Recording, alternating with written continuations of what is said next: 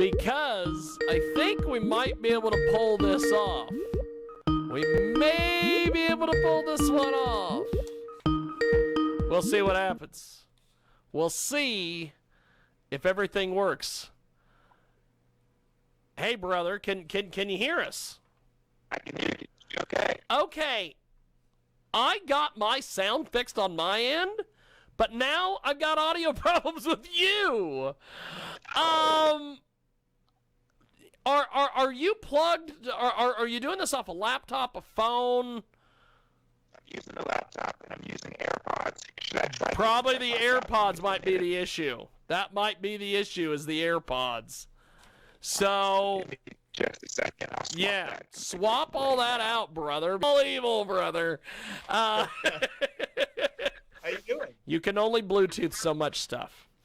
I appreciate it, brother. Thanks for doing this. This has been a long time coming, and I'm glad that we have got this working today. By the way, the fact that you have your name in lights behind you is awesome. Thank you. Thank you. I don't know if you did that on purpose, but it's excellent. Subtle little placement. My feeling is I had that sign made for live shows.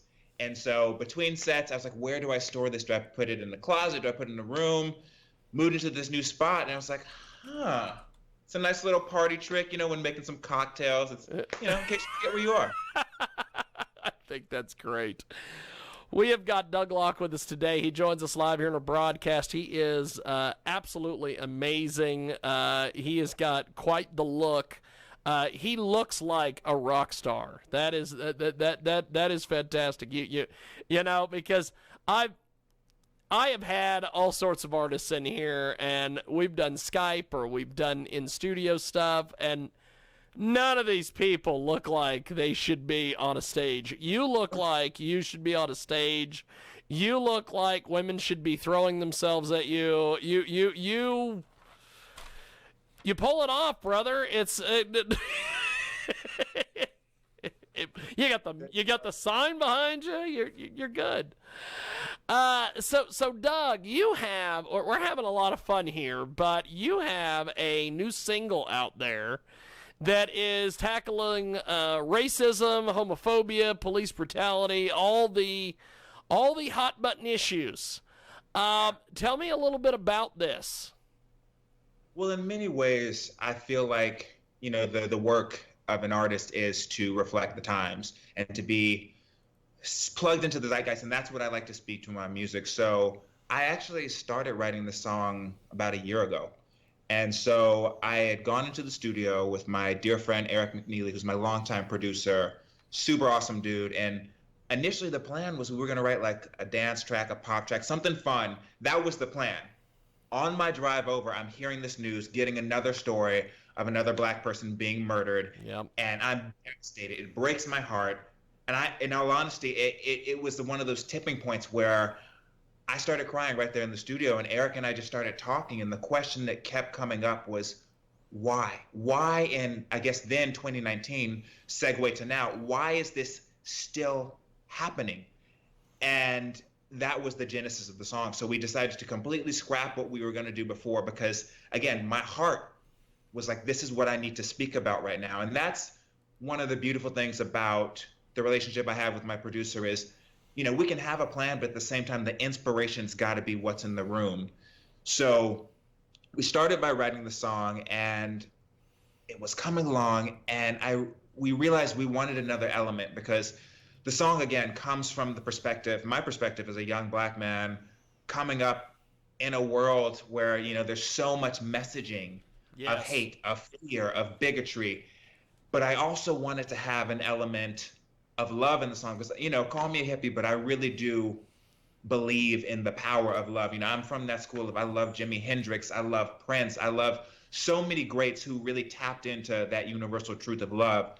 So we had the idea, what is more powerful than the sound of a gospel choir singing the words love?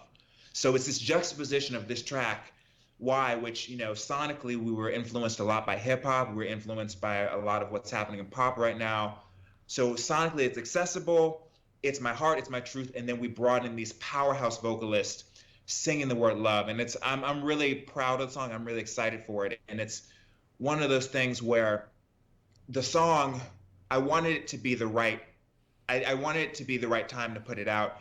And unfortunately, after receiving the word of the Ahmaud Arbery murder, Breonna Taylor's murder, George Floyd's murder, my heart just, I'll be honest, I felt like another piece of my heart died. And I was like, you know what? I can't hold this song anymore. This is my response. Because in many ways, I've been protesting. I've been an activist in many ways, but I really feel like the arts are my way of really expressing how I feel. And so we changed our lineup and decided to put the song out. That's awesome. Now. That's awesome.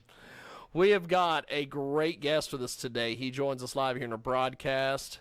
DOUG LOCKE is with us. He has got an incredible background, and he has a pretty damn cool Skype background today with the sign and everything else.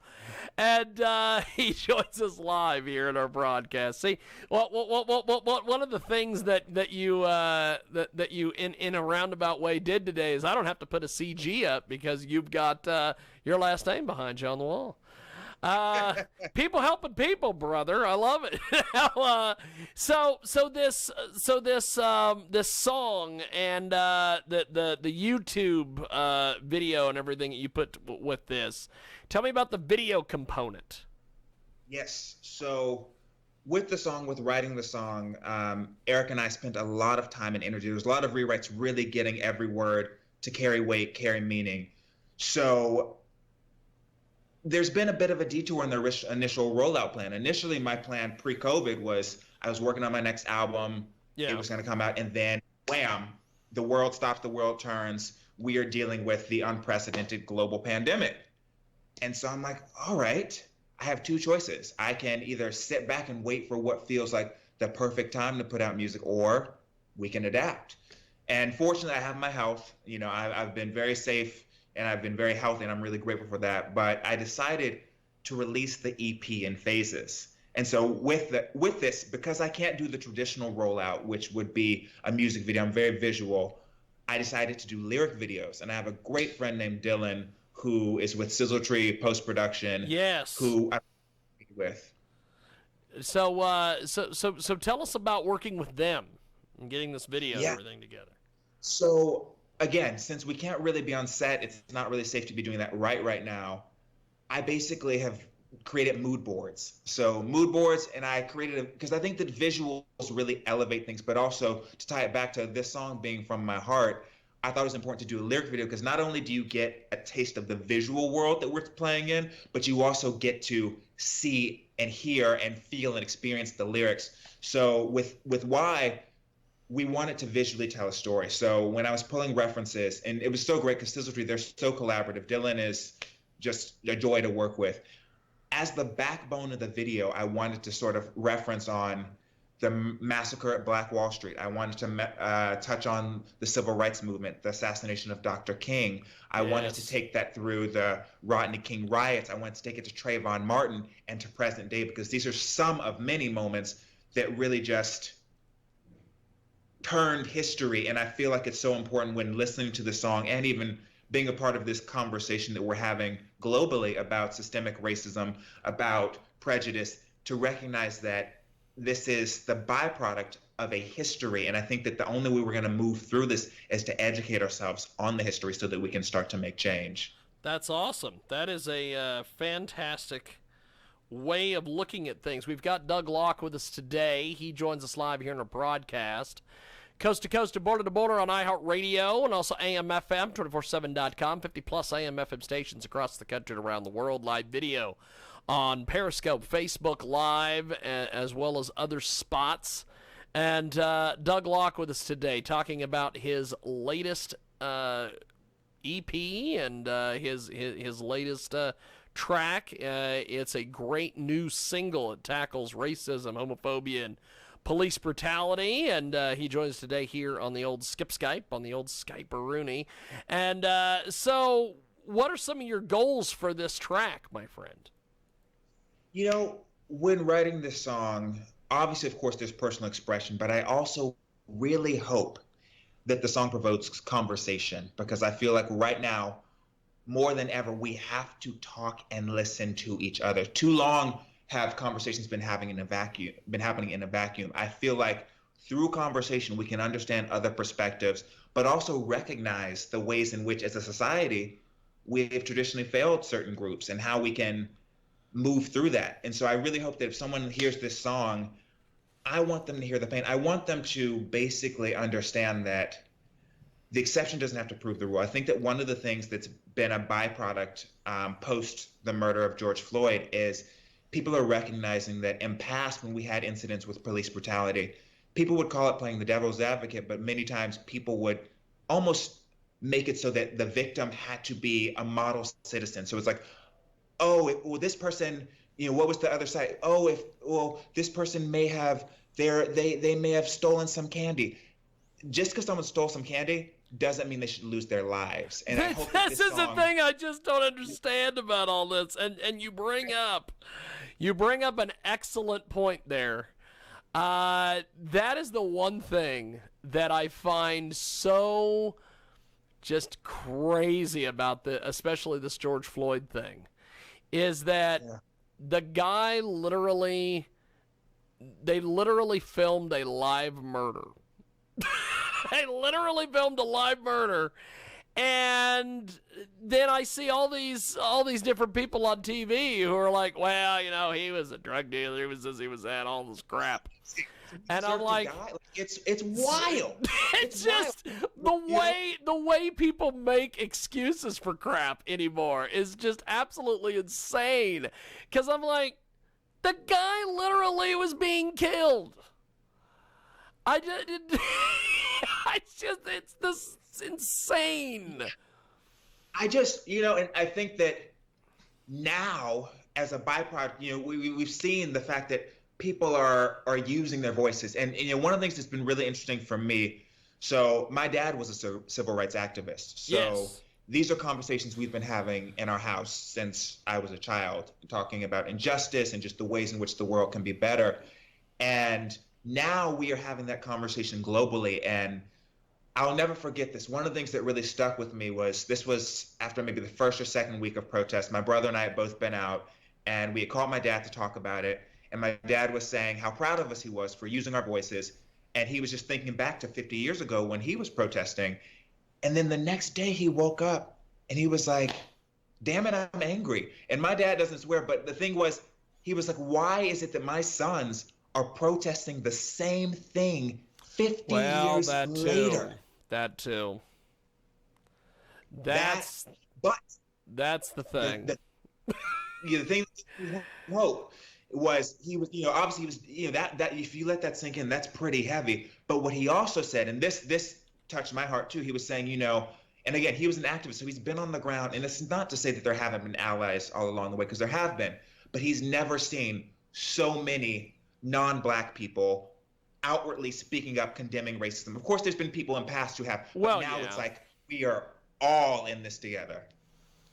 We have got a great guest with us today. He joins us live here in our broadcast. Something that well, there's two things. We're having a lot of fun today with a really interesting topic here with Mr. Locke, and you can get more information. Why is out now. You can check that out. And so Doug, two things. First, we were talking about this video, this George Floyd video. Yeah. Why are the other cops that are standing there just letting this happen? I've listened to stuff on TV about the fact where they're like, oh, well, they were traumatized, or they need. My favorite is they need more training, and I'm like, first of all, they need more training. We got a problem. What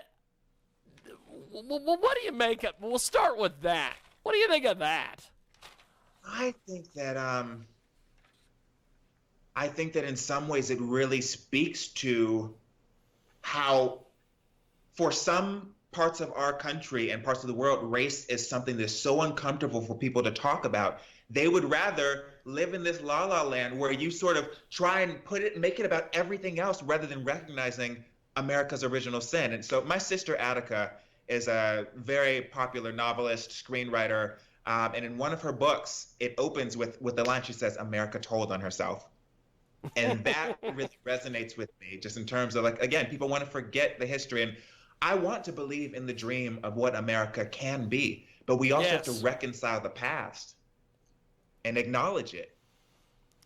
We have got a great guest with us today. Doug Locke joins us here in our broadcast. Another question that I wanted to run by you is the thing that I don't understand about a lot of this stuff, and I've noticed this with the whole Tea Party thing and the Wall Street deal they did, and now I've noticed with Black Lives Matter, is that when it seems like when there's no central leader, these movements get corrupted somehow, and then there's all sorts of nonsense. Like for instance, with the Tea Party, originally it was a whole bunch of people were pissed that George W. Bush and the Republicans were spending like drunken sailors. They were just madder than hell. And then all of a sudden it became this weird, the Fox News people, the Glenn Becks, all these people got into this movement, and all of a sudden it became some weird hokey thing, and then it died out. And then we had the Occupy Wall Street, and it was about the fact that there are people literally sleeping on the street, and you got all these guys that have got more money than God, and then all of a sudden that gets corrupted, and then it's about a bunch of bums and they're homeless and they want free stuff. And now I've noticed it's with Black Lives Matter, where it started out as, like you were saying, we're still doing this all these years later. We're still having black people getting killed. What the hell is the problem? And now all of a sudden it's turned into, let's knock down a bunch of statues and change the national anthem. Is it because these movements don't have a central leader? Is that why? I think it's a multitude of things. I think part of it is, a lot of the movements are decentralized right now. And I think that because of the way that we consume media, news, the way it's different than it used to be. And so now I think that the other element is, especially during the beginnings of the protests for after George Floyd's murder, was we also had a lot of opportunists come in, a lot of people who had other agendas, who saw like, okay, this is happening now. Like let's burn up stores, let's do this. Oh yeah, you got Jake Paul and all these YouTube guys going and not. Yes. Yeah.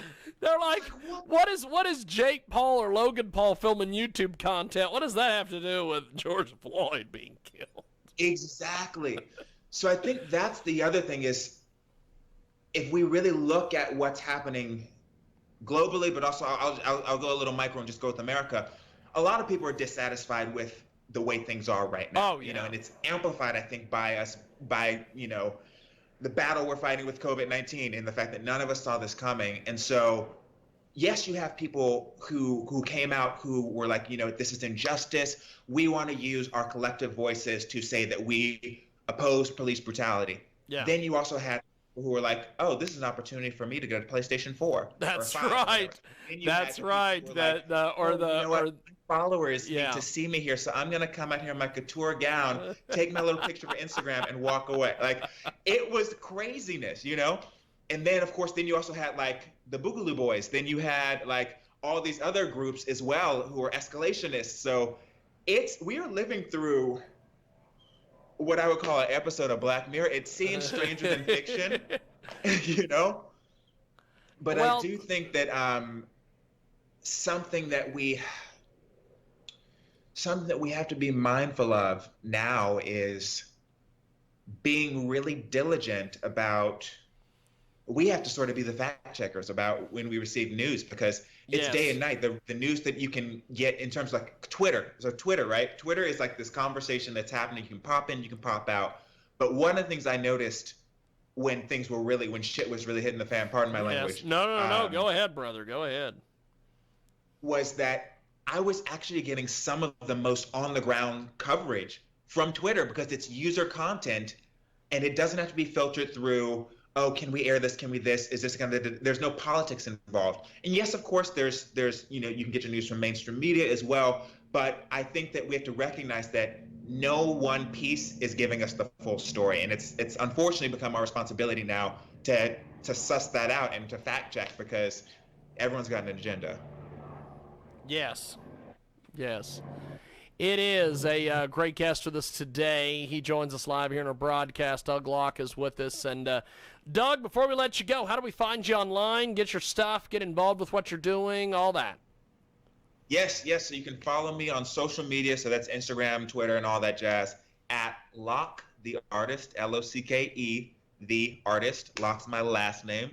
And then my website, DougLockeMusic.com. It has been so great chatting with you, and I'm looking forward to just a little sneak peek. The music video for Why, fingers crossed, if we can shoot it, will be coming out soon. Awesome. Well, thank you, sir. I'm looking forward to having you back, and I definitely will be in touch, brother. Thanks for doing this, man. Chatting with you, brother. Thank you so much. Thank you, man. There he goes, Doug Locke, and we made it through another one without any technical issues. I don't know how we pulled that off. But we are going to take a quick 60-second timeout, and we'll be back.